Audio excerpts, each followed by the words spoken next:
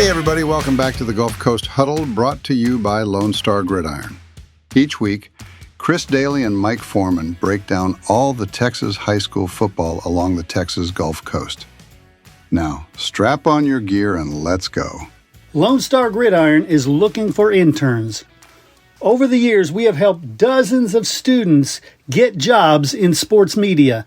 If you want to shortcut your path to a career in sports media, click on the internship link on LoneStarGridiron.com. Hey, do you need topsoil, fill dirt, sand, mulch, gravel, limestone, you name it? Do you need that delivered and or spread?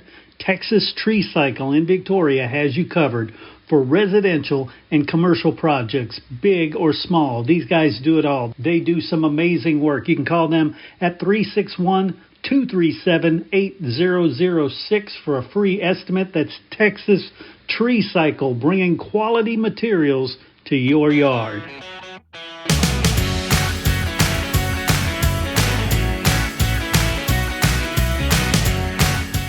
All right, everybody, welcome back to the Gulf Coast Sports Report. I'm Chris Daly. I'm joined always by none other than Mike Foreman. How you doing, Mike? All right, Chris. Big weekend coming up for a lot of our local teams. Yeah. Track and field is going to be hot and heavy, lots of fun, and I understand you're going to be there, right? Yeah, I'll be back at the state meet. Someone was asking me how many I've been to, and I can't even remember, to tell you the truth. It's all I know is that I've only been there since they moved to the track and soccer stadium. I never went back when there was that memorial, back before they moved it. But ever since then, I've been to quite a few. Nice. And it's a great event. You never know what can happen. It's a grind. And the good thing is this year it appears that we're going to have some decent weather. So that's the main concern because, every now and then a big storm will come through there. Right. But it looks like this year will be that. And I will say going into the meet, the Edna boys and the Refugio girls are probably the best chance for a team title. Nice. Very cool. That should be fun.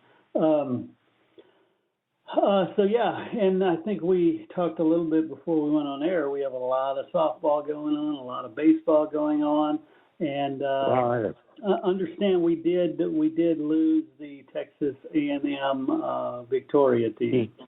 Yes, we did. They were eliminated in the first round tournament. Unfortunately, they lost their first two games, double elimination. So their season is over. It was quite a season. They won their first ever regular season title in the Red River Athletic Conference. Yeah. They couldn't get the big hit up there yesterday. I believe the final was like 5-0, but they actually left 15 runners on base. Wow. And, those are your frustrating losses, when you have those base runners and you just can't get them across the plate. Yeah. But, but a good season for the Jaguars. And, I'm sure they'll be looking to pick up where they left off next season. Yeah. Definitely. And then we talked about softball. Very interesting this weekend. The whole dynamics of these playoffs, the flipping the 2 out of 3 and the one game. Yeah. I don't know. For instance, like you've talked about Cal Allen, as good as they are at winning softball, they must not be very good at flipping a coin because they've got another one gamer, this time with Gonzalez. Obviously the coin flips aren't going their way. Right. But when the girls take the field, Somerset, they beat 10-0. So, Yeah. it doesn't matter to them if they play one. No, I guess not. And the Gonzalez is they kind of surprised me, the success that they've had. And of course we'll see now. This is the regional final. So right, and we also have Ganados in a one-game situation too. Right. They're playing one game in LaGrange, I believe it is. And then now Shiner is playing the best of three. Shiner, and that I believe will be in Yoakum. So that's probably one of the closest of the playoff series that we have around here.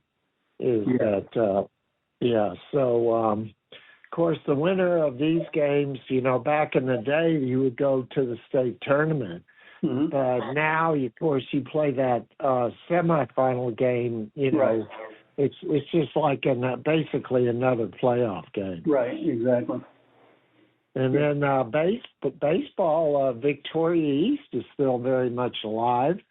They had to go to 3 games, but they beat Austin Anderson. Nice. And their next series will be against Friendswood, and that will be played at Sweeney. You look at the sites that they're playing at, and it's obviously that the reason is turf fields, with the weather. That's why a lot of times, you may go, why are they going there? Yeah. Well, the reason is because there's a turf field. Yeah, no doubt. Yeah. Yeah, we also, Goliad boys and girls softball teams are still alive. Yeah, that was surprising to me, as well as they are doing, which is awesome for them. Yeah, Goliad girls, I believe, are playing Columbus, and that is a one-game playoff. And then the baseball team has to play Corpus Christi London.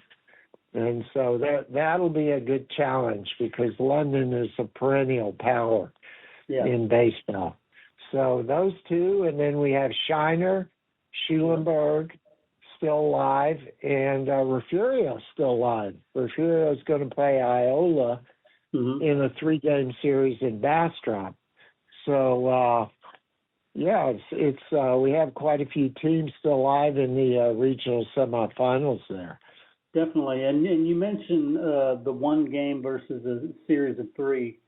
The other downside that a lot of people don't realize is that if you're trying to keep your team up and keep them practice and keep them in game condition, waiting a week to play one game, that's a lot of downtime, And I understand they practice, but at the end of the day, there's nothing like gameplay. So that's a downside, too, to that one game. Right. And, to me, though, I always wondered, like softball, you're basically, most of the time, you're going to see the same pitcher. Yep, exactly. I mean, it's not like baseball where, if you flip for one game if you've got an ace and that's it. I understand that. But in softball, to me, sometimes, if you end up playing 3 games, a lot of times the pitcher gets worn down. Yeah, or he gets pitch limited too, because in baseball, yeah. Yeah. But in softball, I mean, like I've seen like a series that goes, say, 3 games, and if the same pitcher starts all 3, sometimes in that 3rd game, she gets tired. Yep. And she becomes a lot easier to hit. Yeah. So that's why, of course, I guess when you play a team like Cal Allen that's as good as it is, I guess you figure that, and that's what I guess teams are figuring, hey, let's take our chance on one game. Maybe we'll have an off game and we'll be hot. And it hadn't worked so far. But I don't know. That's, I guess, what the thinking is there. That's why coaches want to go for that one-game playoff. Yeah, the underdog always seems to want one, just thinking, I can get lucky, right? And you mentioned Cal Allen, this one's an interesting one because we have two area teams there. We've got Cal Right. up against Gonzales, and this is selfish of me because I wanted to watch this game, but it's closer for me to drive to Gonzales or Cal Allen than it is to drive to Jordanton where they're playing. Yeah, I know. I wish they were playing in Victoria or something. Yeah, and that's one of those things where I guess Jordanton must have a turf field. I'm assuming. Exactly. Yeah, no, that's one of the reasons. That's why these things happen. It's crazy. And you know, while we're talking about high school baseball, we have a coaching move that became official this week.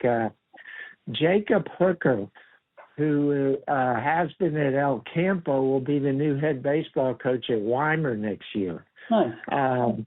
And the thing about, I don't know if people are aware of this, but Jacob Hooker, before, he's been a number of places, but he was at Big Sandy when they won the state championship. Nice. So he's a really good coach. And Weimar's got that. And I understand that there's a bond proposal in Weimar to turf the baseball stadium. Nice. I know if people have ever been to Veterans Park, Strickland Field, it's a beautiful facility. Yes, it is. It's an old-timey facility. It was actually the first lighted stadium between San Antonio and Houston. That's how much history that place has. But they're looking to have a bond to put turf in there, which will mean, I guarantee, if that passes and they put turf in, they're going to get a ton of playoff games. Yeah. I mean, one, it's a baseball rich community. You know, always has been, and right. I know. You know, I go around the state, and when I see something cool, I take a picture and I post online saying, "Where in Texas is Chris?" And I did that once with that stadium you're talking about, that field. And yeah, a lot of people got that one because a lot of history there. Yeah, very much history. Of course, Weimar, we all know under Coach Wunderlich, John Wunderlich won five state titles. Yeah. And they haven't had quite the success. They've been back to the state tournament, but they haven't won one. Mm-hmm. In fact, it's been a while since anyone around here won a baseball state championship. I think Flatonia, maybe it's been a long time. Mm-hmm. Flatonia was the last team to win one, and it's been a while. Yeah. So, yeah, and I know Victoria East, you know, they went to the tournament back in 2014. So they're looking to get back. They're you know, they are 3 rounds away, obviously. You have to win semifinal, final, and semifinal to get back. Right, right. Yeah, definitely. Yeah, I've been spending my whole last week talking football. Yeah, actually, I took the chance to go to Waco for the Texas High School Football Hall of Fame induction. Was great. Interviewed all the inductees for the podcast. But then also, for the whole tour, I kind of took a big circle and stopped at a bunch of different coaches and talked with them. So that was fun. Just kind of a tour of Central Texas and finding out where everybody stands. A lot of propositions passing, a lot of new construction in a lot of different areas. Wow, that's great. It's great to hear, you know, and you know, speaking of football, 7-on-7's already going on a lot of places. Yeah.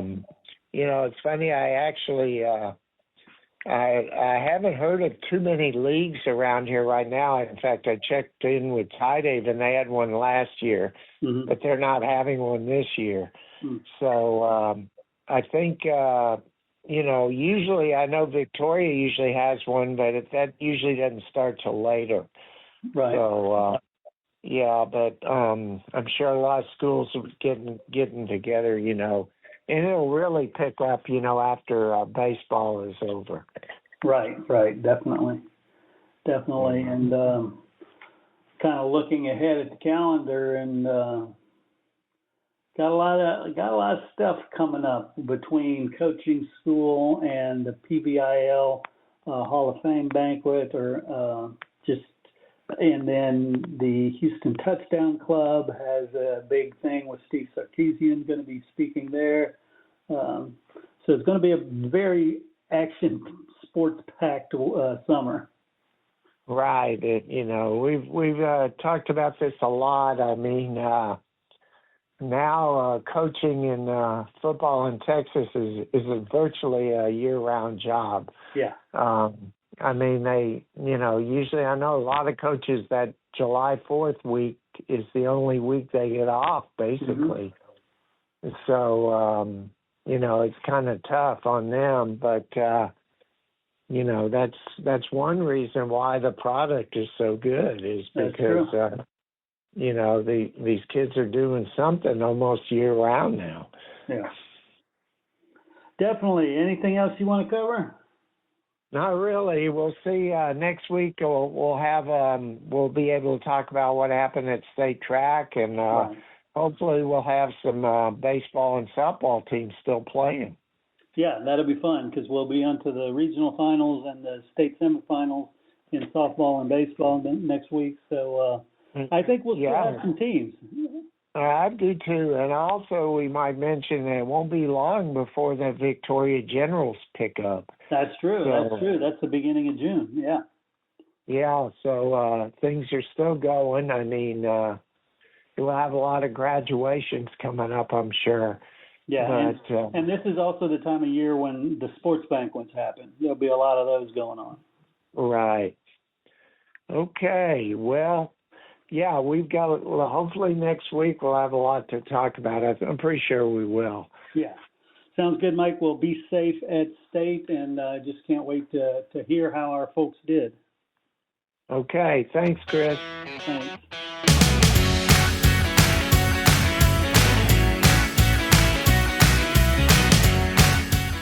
Coaches, boosters, parents, every sport deserves a spotlight.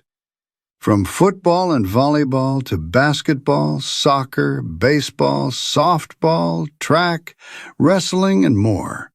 Give your athletes a weekly coaches show that builds pride and raises funds. Lone Star Podcast Network makes it turnkey. You talk for a few minutes. We handle production and distribution. Sponsors love it. Families share it. And your program benefits. Get the free information kit at lonestarpodcast.com/coaches. That's lonestarpodcast.com/coaches. Your team, your sport, your show.